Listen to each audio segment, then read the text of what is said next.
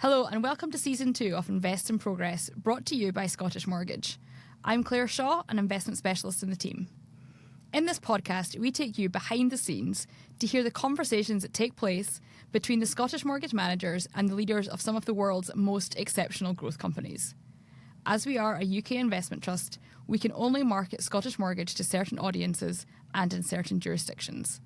Check out the podcast description to ensure this content is suitable for you. And as with any investment, your capital is at risk. Wherever you're listening from, look around you. And the chances are that the majority of the objects and products you see will have at one point been transported by truck. At all hours of the day and night, drivers take to the roads delivering goods to supermarkets and shops, materials and equipment to construction sites, and healthcare products to hospitals. Without the trucking industry, life as we know it would literally grind to a halt. Yet this is an industry with numerous pain points. There are significant driver shortages, high fuel and insurance costs, and restrictions on how many hours you can drive. In short, it is an industry ripe for disruption. So 3 bright minds from Google, Tesla, and Uber realised this and came together to form Aurora, the autonomous trucking company, and the focus of today's episode. And today we welcome CEO and co-founder Chris Urmson. He is a respected thought leader in this space and has been referred to by some in the industry as the Henry Ford of autonomous vehicles. But before we welcome Chris, I'm joined by a portfolio manager, Tom Slater, who can tell us more.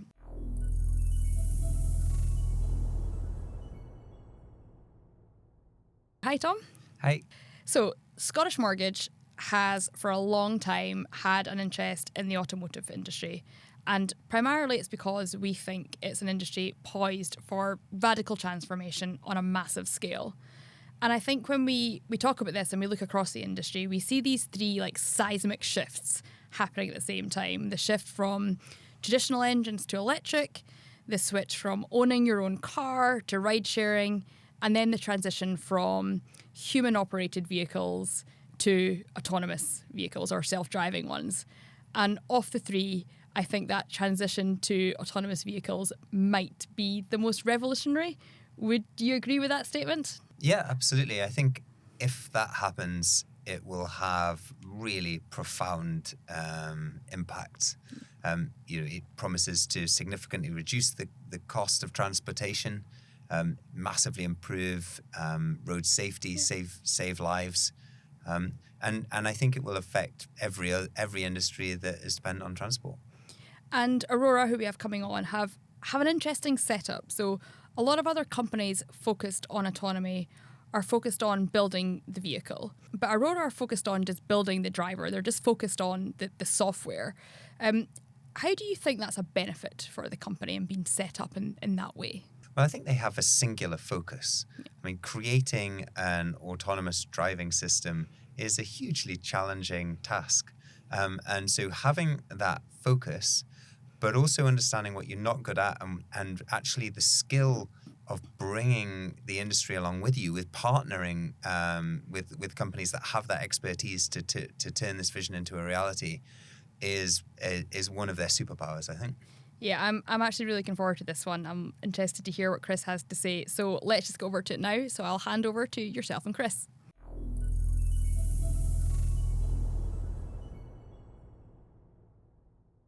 Hi, Chris. Great to see you. Thanks so much for doing this. Hey, Tom. Awesome to see you. Thanks for having me. It's been a while since we were sat out in the Utah sunshine in July. It's not quite as auspicious surroundings, but nevertheless, fun to be here. No, it's awesome to see you again. Always great to chat. So we start by asking all our guests the same opening question. So what is Aurora and what is the problem that you're trying to solve? Yeah, so at Aurora, we're a company on the mission to deliver the benefits of self-driving technology safely, quickly, and broadly. And we're building a driver. And that driver can go out and move vehicles on the road safely, helping people get where they need to go more efficiently, doing that in a way that improves safety on the world's roads. And, we think it's an incredible opportunity to help, bring all of these incredible advancements in artificial intelligence and sensor technology and whatever to bear on such a fundamental problem for people. And it's a problem that you've been working on for a long time, I think reaching right back to when you were studying at Carnegie Mellon. So could you just talk us through that journey and how you managed to keep conviction, if you like, that you would get to the end point over all that time? Yeah. For me, it started because I thought it was cool, right? I had been working on a robot that moved basically at 30 centimeters a second. So if you imagine a person with a walker, that's about how fast they moved. And the Defense Department had this competition to have vehicles drive from Los Angeles to Las Vegas. And the idea was you're driving 50 miles an hour across the desert. And as a young, well, actually at that point a relatively old graduate student, but as a young person, I was like, that sounds awesome. Let's go do that. And at the time, it was really about getting young men and women out of harm's way in the military. That in Iraq, the U.S. lost more people on the supply line than they did on the front line. And so if we could help there, that would be meaningful. And then that morphed into a series of challenges that, eventually we were driving on roads and had to be on our side of the road, not just on the road. And there I started to work with General Motors and really began to appreciate the impact that this could have for everyday people, not just for folks in the military. And then over the last, well, I guess it's been 20 years or so I've been working on it now, the opportunity to work on something that has a profound impact, that if you look around the room you're in or I'm in, there's nothing here that didn't move on a truck at some point. That's just fundamental to our existence in society today. And so working on something where I've got a chance to work with amazing people, where the technology is fascinating and interesting, and where the problem is so important, that kind of trifecta has kind of kept me motivated over the years. From Carnegie Mellon, you then went to Google. Tell us about your time there, and was it difficult to leave? It was amazing, right? So after Carnegie Mellon, after these challenges, Larry and Sergey had this idea of investing in automated vehicles. And so they recruited me to come help found what's now Waymo. And I had the privilege of leading that, I think, for 7.5 years. And Google it was an awesome company to work for. I worked with amazing people. We had an opportunity to do incredible things. And honestly, I don't think the automated vehicle industry, such that it is today, would exist without their foresight and investment. It was difficult to leave, but I loved the people, I loved the technology, and I was incredibly grateful for what the chance they gave me to work on it there. But ultimately, it was time to go kind of figure out what was next. And that next was Aurora. And if I look at some of the leadership team and there's the people that joined you in the early days on that mission, you had Sterling Anderson, who led the team that launched Tesla's autopilot, and Drew Bagnall, who'd worked on the Uber self-driving team. So a really impressive and quite diverse set of resumes. So how did the three of you come together to form Aurora? Yeah, it's a small community. At least certainly it was at the time. Drew and I had known each other since graduate school. He was is one of the world's leading experts in machine learning applied to robotics. Sterling was at MIT a little bit later than we started.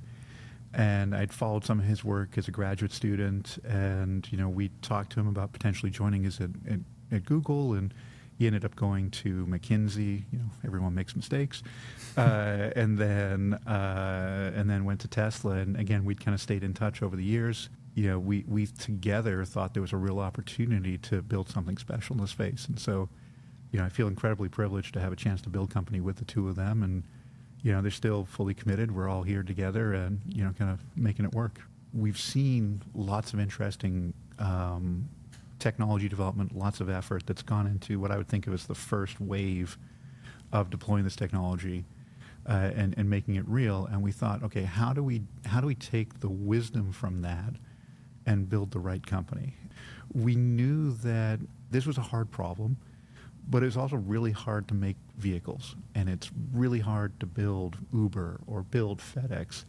And so, let's be a one miracle startup instead of trying to be a 3 miracle startup, right? And that led us down to focus on what we can do best and go and work with amazing companies that share our vision. And so that philosophy of partnership has been baked in from the beginning and has led to, what I think are some really strong and certainly industry-leading partnerships in the space. So these partnerships that you have with the likes of Packer or FedEx, why are they so important for cracking this industry, and how did they come about? Yeah, and this comes back to this kind of philosophy we have of, be confident in our ability, but also be humble enough to understand that other people know what they're doing, right? And my mental model is, if you're a company, you've been around for 80 years, 100 years, you've got really good at what that, of doing that. And so for me to come in and say, hey, I'm a software robot guy from Silicon Valley, and I'm going to figure out how to build trucks better than you, that seems egotistical. So let's go find great partners who share the vision, who see the opportunity to transform logistics and make it safer, better, more convenient for everyone. And so we reached out to companies, right? So we reached out to PACCAR, we reached out to Volvo, we engaged with them at the team level and at the very top of the companies, and talked to them about our vision. What was exciting was they shared that vision and saw the opportunity.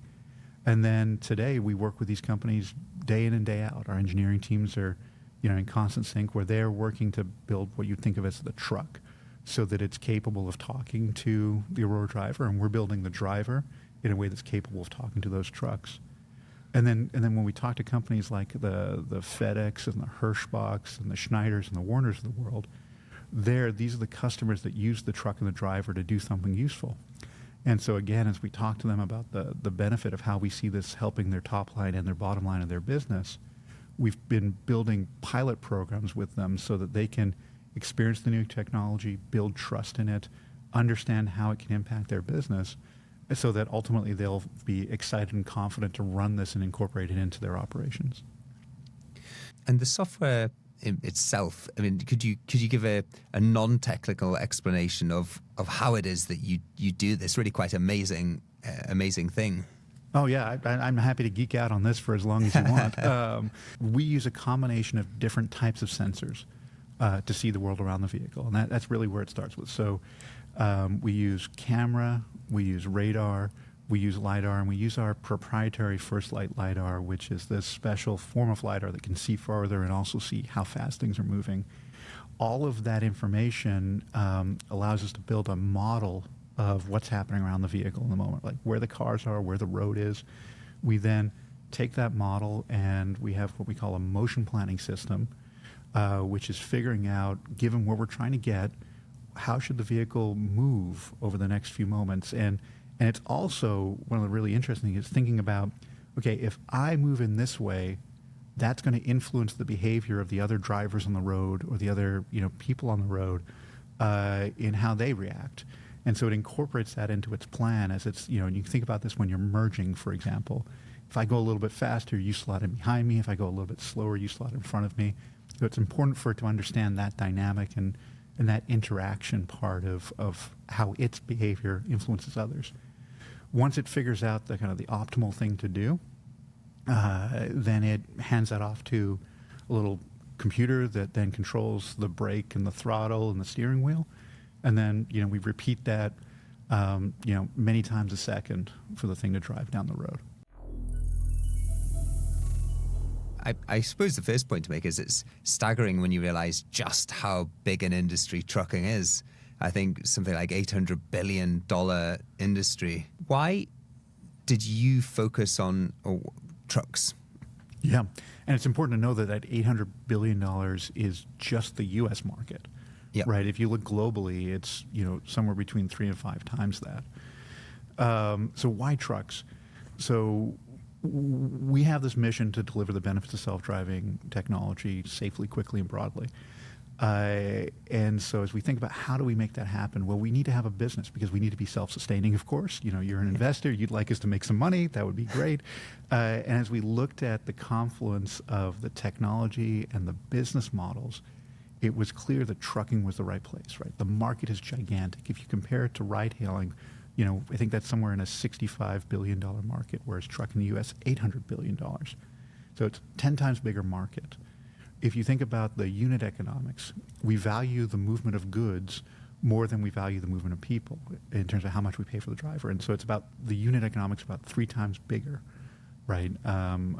If you think about the emotional, the decision maker, if I'm riding in a taxi or an Uber, and the driver goes down a different route than I would if I get frustrated. If the driver doesn't make the turn that I would, I get frustrated. In contrast, if I'm a shipper and I'm shipping toilet paper between Dallas and Houston, if it gets there safely and it gets there on time and it's at a reasonable cost, I'm happy, right? And so that confluence of, that's the business argument. And then if we look at the technology, we thought with the investments we've made in particularly our FirstLight LiDAR technology, we had a unique technical advantage.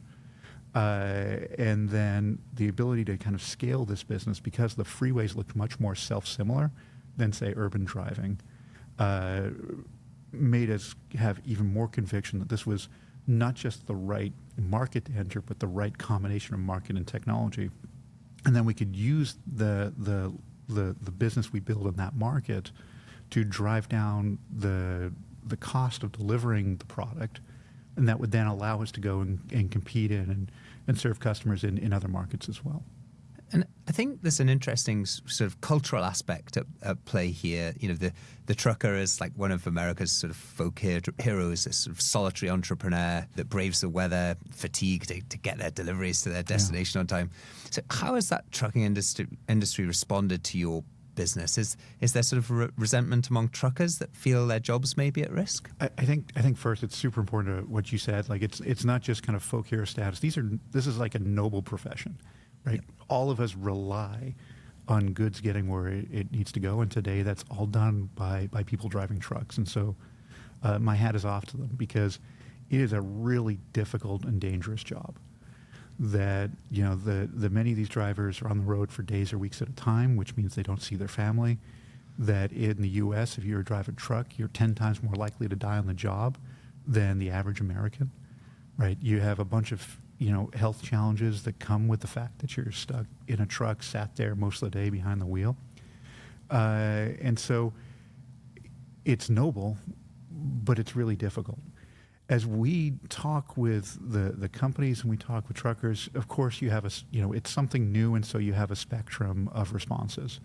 What I can tell you is that we employ a number of truck drivers, and they are excited about the opportunity to take logistics and advance it, right? The opportunity to see safer roads, the opportunity to create new job types for folks that are interested in logistics, and can then play a new interesting role in that. And so yes, we have folks who have concerns, of course, and that's rational, but we all see an immense amount of enthusiasm for the opportunity here as well. And I guess thinking of another stakeholder, the end consumer, how did they benefit from Aurora's technology versus that conventional truck and driver combination? Yeah, so if you think about the constraints that are in freight today, as an operator, you're only allowed to drive a truck for 11 hours a day. And so a trip between Houston and LA, let's say, is about 24 hours of driving time, which means that it's 3 days of travel. In contrast, if the Aurora driver is operating that trip, because it's not limited by those 11 hours of service a day, it can do that in a day. And so as an individual, as a consumer, you're going to have better reach to goods.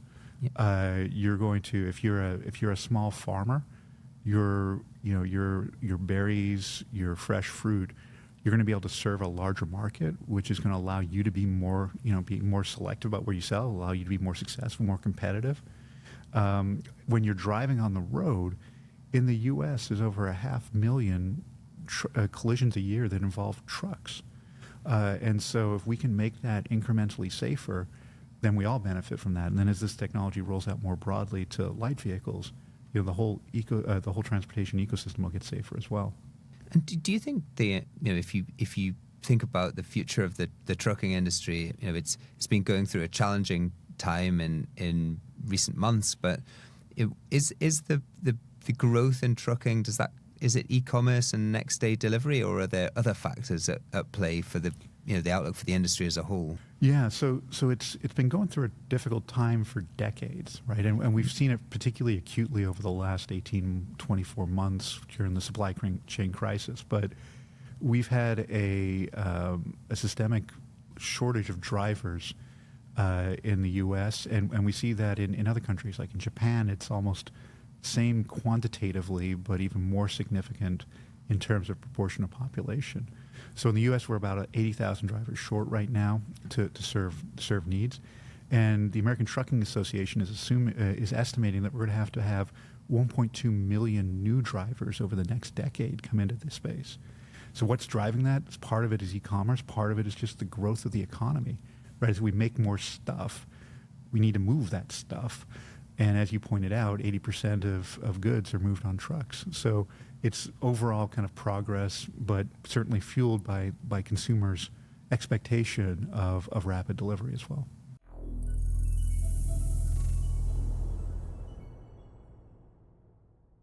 When I was preparing for the podcast, I look back to some of my notes I've made through the years when we've chatted, and I think it's probably nearly 10 years since we first met. And there's something that I wrote down from one of those early meetings. You said, the only thing that matters about self-driving cars is the last 0.001 of accuracy. Up until then, you have a really nice demo. So, there's lots of skepticism around the concept of autonomous driving, and that is mainly about safety. So can you talk about how you approach that at Aurora? Self-driving is one of these gee whiz technologies. It's just kind of mind-blowing. You get in a vehicle and it drives itself because it's a new concept. But making it work on a track and doing a little demo is actually relatively straightforward today. Industrializing, like any other technology, is where the hard part is, and that's what we've really been focused on. And so for us, we didn't want to just have some kind of demoware that we could put on the freeway, hope it works, and get some press. We really wanted to have a safe, deployable product. And so we've thought about how do we do this in a way that is holistic. And so we've developed what we call a safety case. And this is really, you can think of it as a way of thinking from the technology through the company. How do we convince ourselves that we're operating in a way that will result in safety? And it has really 5 pillars. So the first is that it is proficient.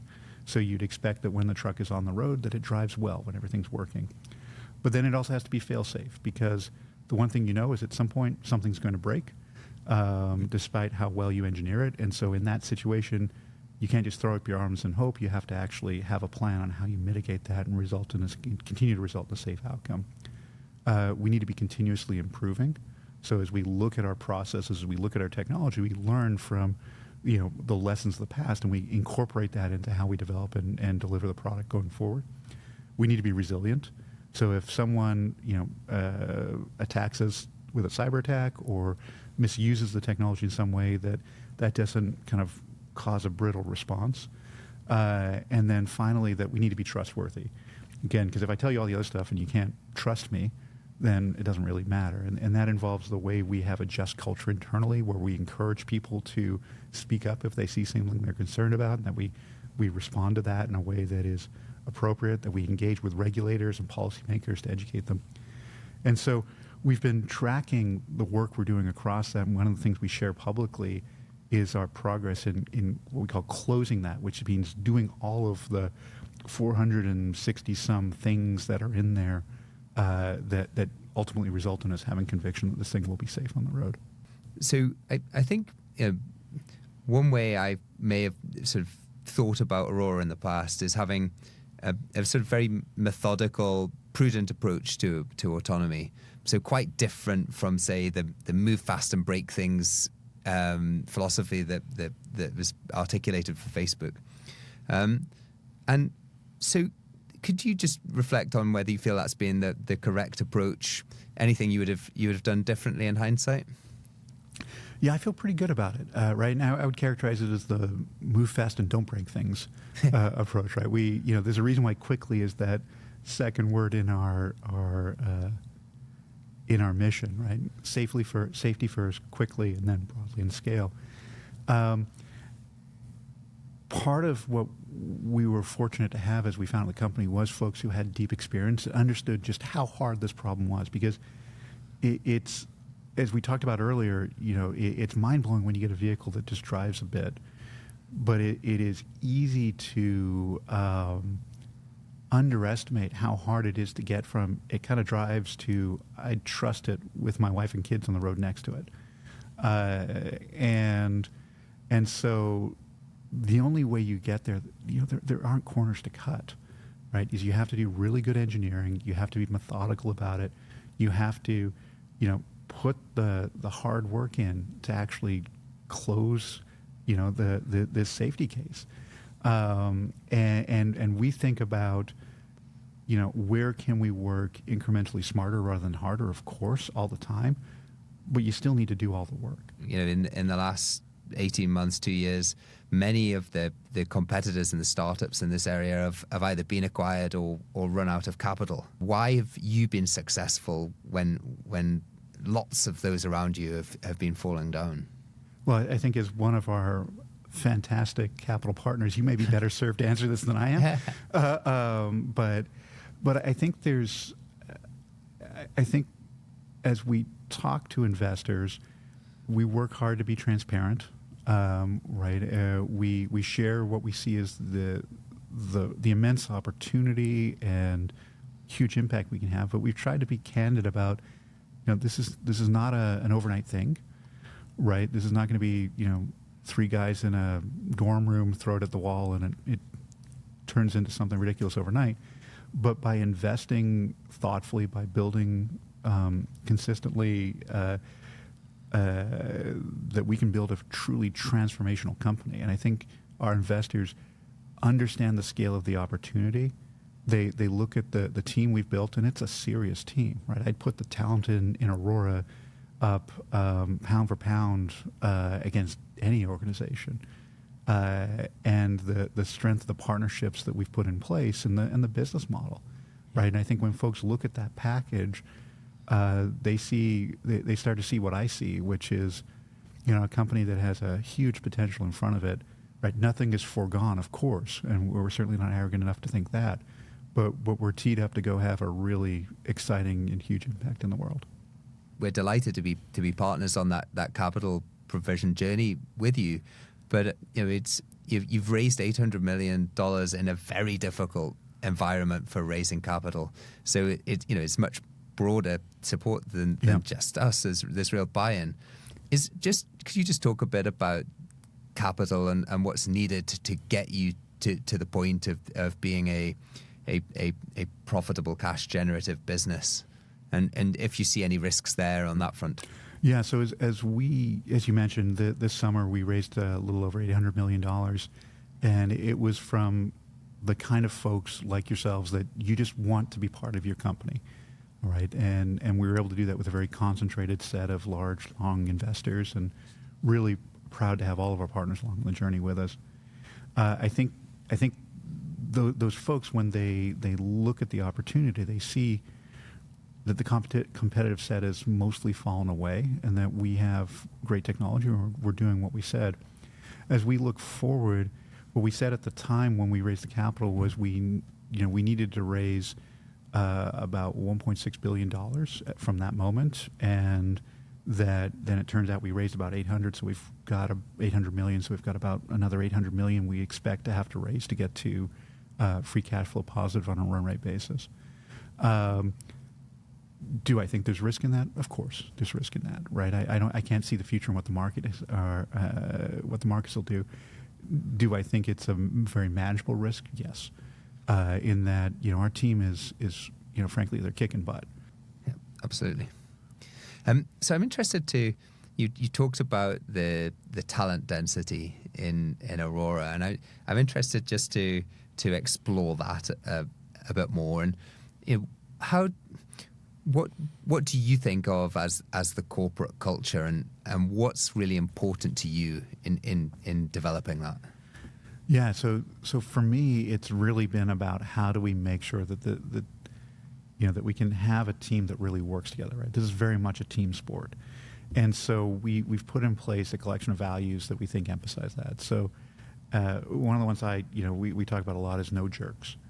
Right, so in the Valley, this kind of mythology of, you go hire the brilliant jerk, the 10x engineer. And for me, I'd much rather hire like the 9.5x engineer who actually works well with others, right? And that's a team player, because, again, you just can't do this alone. We just have to have a team that works together well. We need that team to be focused, so one of our values is focus for impact. So think about what matters most, go do that, spend the energy on that. We have a value of win together, which is this kind of broader teamwork, and that we collaborate, we engage, we push back, of course. It doesn't mean that we all sit around singing Kumbaya every night, but it's about the mission and about delivering the product. Operate with integrity is one of our values, and this is really, again, people are going to trust us with their lives, and we need to be worthy of that. And if we're not, you can't just kind of paint that on at the end. It has to be intrinsic to the company. We want a diverse workforce, of course. We want to have that breadth of perspectives and opinions. It really matters. We have a diversity of locations, right? We're in 8 cities in 7 states, so we're not just kind of live in the Silicon Valley bubble. We've got, half our team is in Pittsburgh, for example, so we get a good set of perspectives. And then finally, we want folks to rise to the occasion, right? Early on in the company, we actually had a value which was be reasonable, which was, again, part of this. Part of that notion, like expect best intentions from others and assume positive intent kind of thing. And what we realized at some point was that what we're doing is not reasonable, right? That we're thinking about transforming something fundamental, and the only way to do that is to take on things that are beyond the reasonable, right? That if you would, most rational people looking at this company when we founded it and said, hey, we're going to go transform transportation, 7 years ago, like, odds are we would fail, right? And so we had to have folks who were willing to rise to the occasion and take on the big challenges that we have, and that really mattered. And then you need to pay them enough that they feel like it's fair. Well, my colleague Kirsty Gibson is just back from visiting you in Dallas, and actually got to ride on one of the trucks doing its delivery run, and awesome. The feedback from her was that everybody she met absolutely lived up to that characterization of how the company operates. Yeah, well, thank you. It really it's one of those things as a leader that makes you proud, right? As you go out to, I go not as often as I'd like to go see our team down in Texas, and our operators, and the care and thoughtfulness they put into what we do and how they make things happen. It's amazing. And then you talk with our engineers and the passion they have for this, and our lawyers, our marketing folks, right? It's people get what we're about and why it matters. What would you say is your biggest challenge from here? So when we've laid out a roadmap we shared publicly, and those are the 3 milestones, the 3 major milestones we put on that was, one, to get to feature complete, which meant all the stuff was in place. It just wasn't verified and wasn't necessarily performant enough. And we were able to complete that at the beginning of this year in Q1. The next big one was to get to Aurora driver ready, which meant that the vehicle was safe enough that we would be comfortable having it go out on the road with nobody in it. If we had a vehicle platform that had the redundancies and had the interfaces we needed to do that safely. And then finally, by the end of next year, we're working to launch commercially, where we've got the Aurora driver on a truck out on the road. And so when I think about the risks the company faces, it's, can we actually get the technology to work in a way that's safe? Then can we deliver the technology in a way where it makes sense on a unit economic basis, right? That it costs us less to provide the driver than people are willing to pay for it. And then it's, can we scale to a point where we're having an impact in the world and we're paying, we're generating more revenue than we're spending, right? And then finally, there's kind of this meta risk of, can we raise the capital we need to get to the point where we're self-sustaining? And so when I look at each of those, on the technology front, the first one, can we make it safe enough? At this point, I'm certain on that, right? And we expect to demonstrate that at Aurora Driver Ready, and the team is working hard on that. The next one around kind of unit economics, well, the partnership we put in place with Continental just fundamentally enables that. If the hardware being able to both scale that hardware and do what they do best, which is take cost out of existing systems, right? Or among other things they do very well, right? That makes me have conviction we're going to be able to get to unit economics that make sense. And then when I look at the impact of this will have on other companies' businesses, right? The FedEx, Werner, Schneiders of the world, the demand is there. And so, each of those are risks. We spend a lot of time mitigating them. But as I look forward, it feels like we just go execute. And so I guess the thing that I spend time worrying about right now is, like, how do I help our team deliver as quickly and safely as we can? But it feels like it's one of these things where I have more conviction now than I've ever had on this is going to happen and it's going to be huge. Maybe just to finish off, and we ask all of I guess the same final question, and it's the opposite of the last one really, which is what does the world look like if Aurora succeeds in that mission? Yeah, it's exciting, right? Because transportation is so fundamental to our society, and this will be one of the biggest changes in it since the internal combustion engine, right? For the last 100 years, we've been optimizing that, but we've had a person in the left seat in the U.S., not so much in the U.K., with a steering wheel in front of them, servoing that vehicle down the road.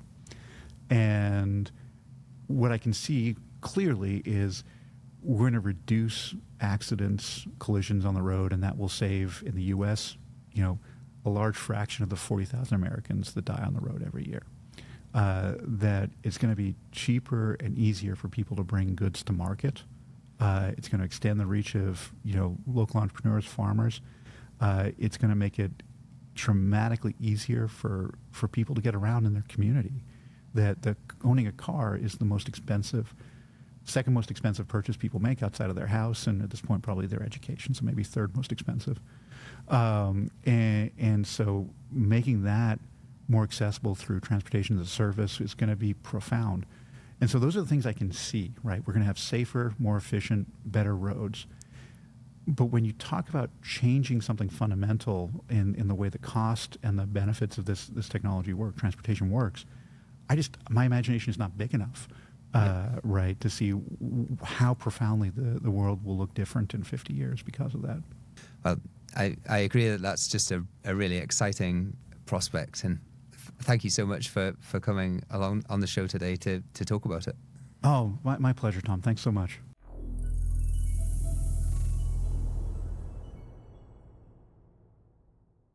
So, Tom, I really loved that conversation. Chris is such a thoughtful person and leader, and it was just really inspiring listening to how they're going to tackle this problem. I'm interested from your perspective, though.